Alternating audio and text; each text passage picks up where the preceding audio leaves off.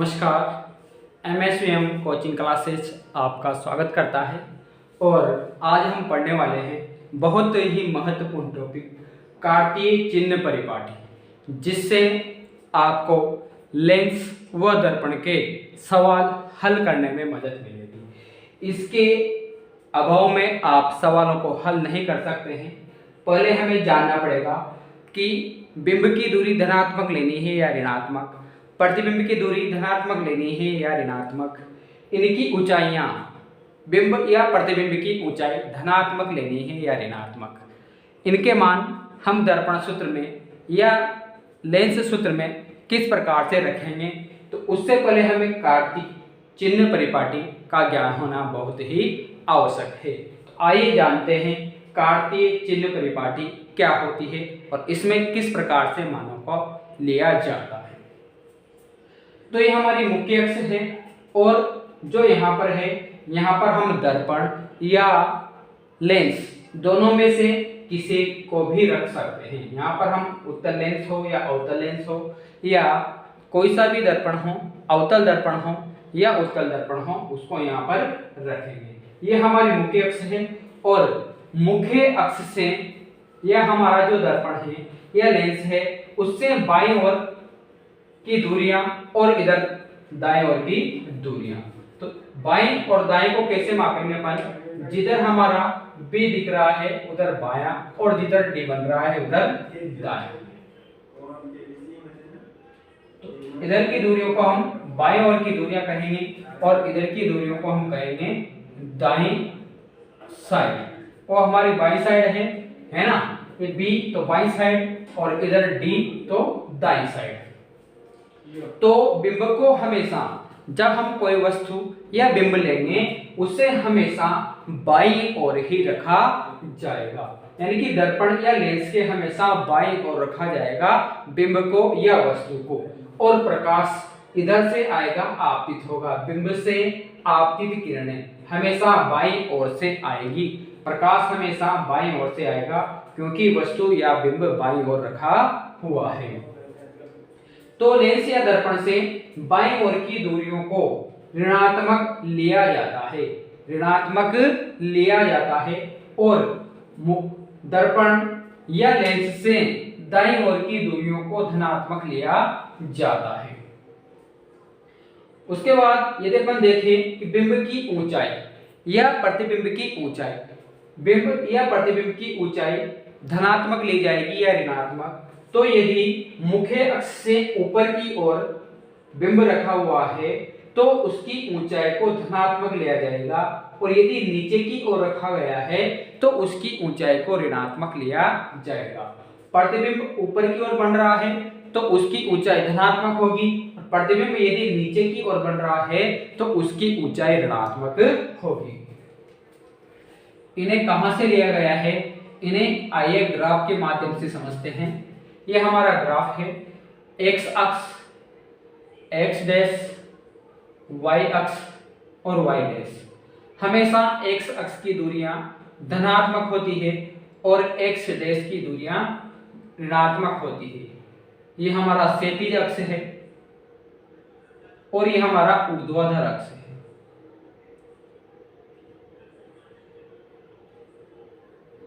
ऊर्ध्वाधर अक्ष में ऊपर की दूरियों को धनात्मक में लिया जाता है, यानी कि y अक्ष की दूरियों को धनात्मक में लिया जाता है और y डैश की दूरियों को ऋणात्मक में लिया जाता है।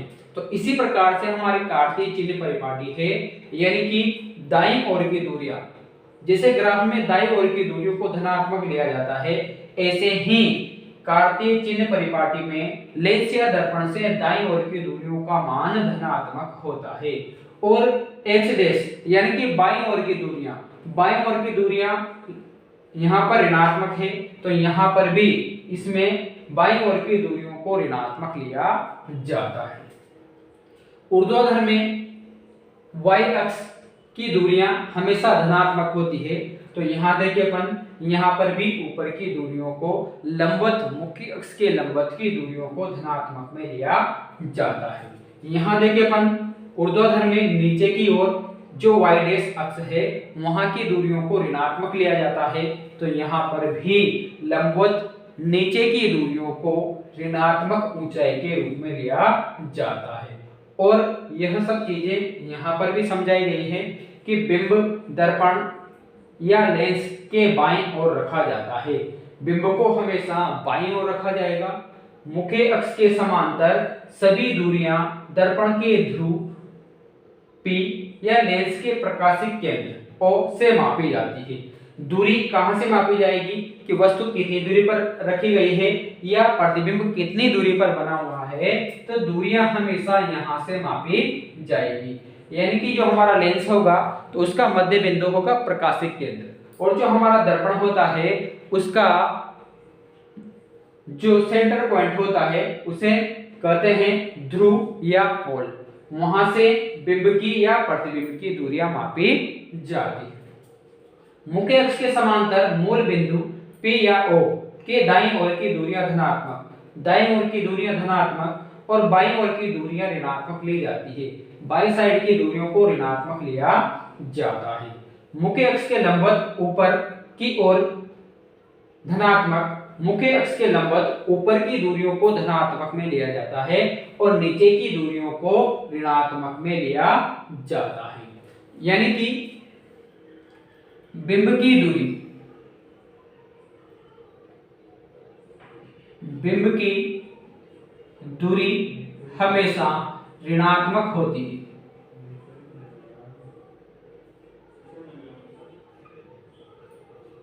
बिंब की दूरी जिसे हम U से लिखते हैं हमेशा ऋणात्मक होती है। बिंब की दूरी हमारे पास लेंस हो, उत्तल लेंस हो, अवतल लेंस हो, दर्पण में उत्तल दर्पण हो या अवतल दर्पण हो, U यानी कि बिंब की दूरी हमेशा ऋणात्मक में आएगी, क्योंकि बिंब हमेशा दाईं ओर रखा जाता है, सॉरी बाईं ओर रखा जाता है। प्रतिबिंब की दूरी, यदि हम प्रतिबिंब की दूरी की बात करें, उत्तल दर्पण, अवतल दर्पण, तो उत्तल दर्पण में जो प्रतिबिंब बनते हैं आभासी होते हैं और इनकी दूरियां हमेशा धनात्मक में आएगी। उत्तल दर्पण के जो प्रतिबिंब बनेंगे उनकी दूरियां हमेशा धनात्मक में आएगी और अवतल दर्पण पर बनने वाले प्रतिबिंब की 5 कंडीशन ऐसी होगी जिसमें दूरियां ऋणात्मक होगी और एक कंडीशन ऐसी भी आएगी जिसमें प्रतिबिंब आभासी बनता है। तो 5 कंडीशन के लिए ऋणात्मक और एक कंडीशन ऐसी होगी जिसमें धनात्मक दूरी भी ली जाएगी, क्योंकि इसमें आभासी प्रतिबिंब का निर्माण होता है। तो प्रतिबिंब की दूरी उत्तल दर्पण के लिए धनात्मक और अवतल दर्पण के लिए धनात्मक या ऋणात्मक दोनों हो सकती है।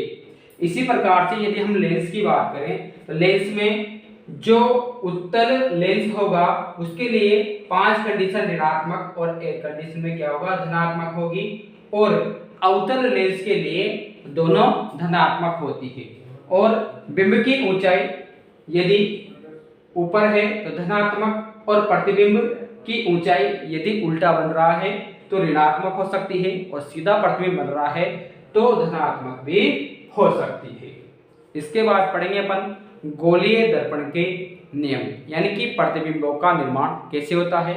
इसे एक बार से फिर रिवीजन करें ताकि हमें सवाल करने में कोई दिक्कत ना हो। लेंस सूत्र और लेंस दर्पण सूत्र के जो सवाल होंगे कार्तीय चिन्ह परिपाटी के द्वारा ही किए जा सकते हैं।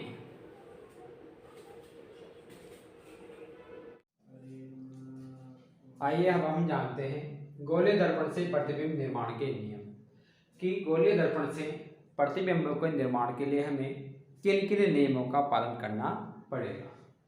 तो इसके लिए हमारे पास 4 नियम हैं। सबसे पहला नियम है, यदि प्रकाश की किरण मुख्य अक्ष के समांतर आती है, प्रकाश की किरण मुख्य अक्ष के समांतर आती है तो क्या होता है, जब प्रकाश की किरण मुख्य अक्ष के समांतर आती है तो परावर्तन के बाद फोकस बिंदु से होकर के गुजरती है।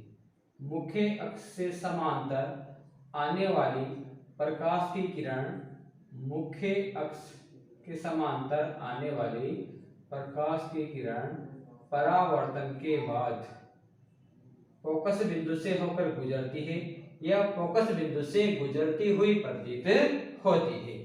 ये देखिए आप अवतल दर्पण के अंदर फोकस बिंदु से होकर के गुजर रही है और उत्तल दर्पण में फोकस बिंदु से गुजरती हुई प्रतीत हो रही है।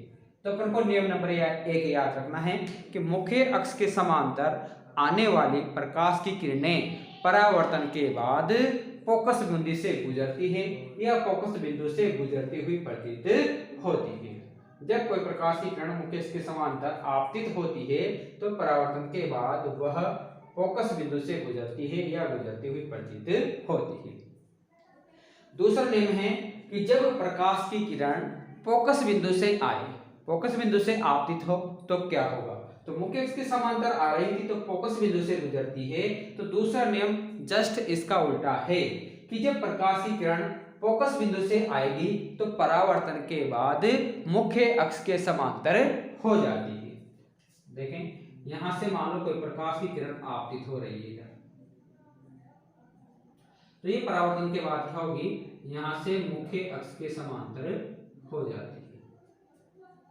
इसमें देखें उत्तल दर्पण में यहां से फोकस से आ रही है, मान लो इधर फोकस बिंदु है, फोकस से आ तो नहीं सकती लेकिन आती हुई प्रतीत होगी और परावर्तन के बाद क्या हो जाएगा, ये मुख्य अक्ष के समांतर हो जाती है।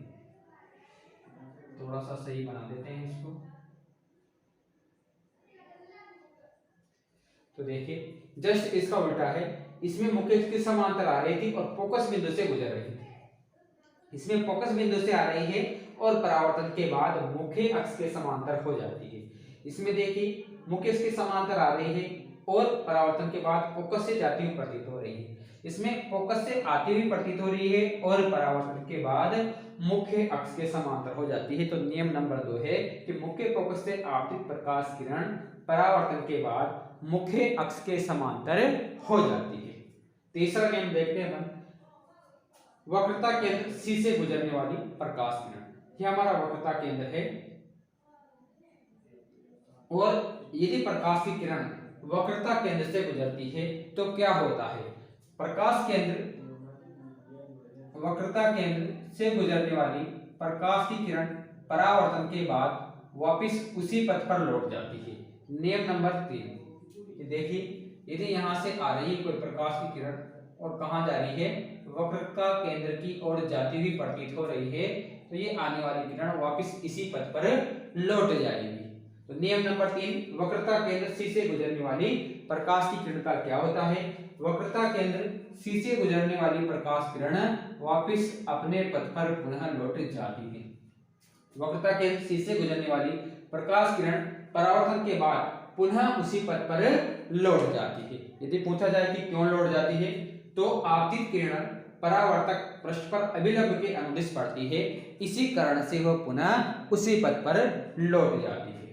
चौथा नियम है कि तिर्यक दिशा में आपतित किरणें, यदि प्रकाश की किरणें तिर्यक दिशा में आ रही है तो क्या होता है, यदि मुख्य के अक्ष के से तिर्यक दिशा में आ रही है तो तिर्यक दिशा में ही वापस चला जाता है और आपतित किरण और परावर्तित किरण अभिलंब के साथ समान कोण बनाती है, जो कि अपन परावर्तन के नियम में पढ़ चुके हैं कि यहाँ पर मुख्य अक्ष अभिलंब का काम करेगा और आपतित किरण और परावर्तित किरण अभिलंब से समान कोण बनाती है। मान लो यहाँ से कहाँ आएगी, मुख्य अक्ष पोल पे आती है जो ध्रुव है हमारे दर्पण का, यहाँ पर यदि कोई प्रकाश की किरण आ रही है तो यह मुख्य अक्ष यहाँ पर अभिलंब का कार्य करती है। तो ध्रुव पर यदि कोई प्रकाश की किरण आ रही है तो आपतित किरण और आपतित किरण द्वारा बनाया गया कोण और परावर्तित किरण यानी कि परावर्तन कोण, तो यहाँ पर आपतन कोण और परावर्तन कोण का मान क्या होगा, समान। उत्तल दर्पण में देखिए ये प्रकाश की किरण आ रही है ध्रुव पर, तो परावर्तन के बाद यह तिर्यक में ही वापस जाती है और यहाँ पर भी क्या होगा, आपतन कोण और परावर्तन कोण का मान क्या होता है, समान होता है। तो हमारा चौथा नियम है कि कि दर्पण के ध्रुव पर मुख्य अक्ष के तिर्यक दिशा में आपतित किरण तिर्यक दिशा में ही परावर्तित होती है, लेकिन यहाँ पर आपतन कोण और परावर्तन कोण का मान समान होता है। आज की क्लास के लिए इतना ही। अगली क्लास में अपन पढ़ेंगे दर्पण के प्रतिबिंब। बहुत बहुत धन्यवाद।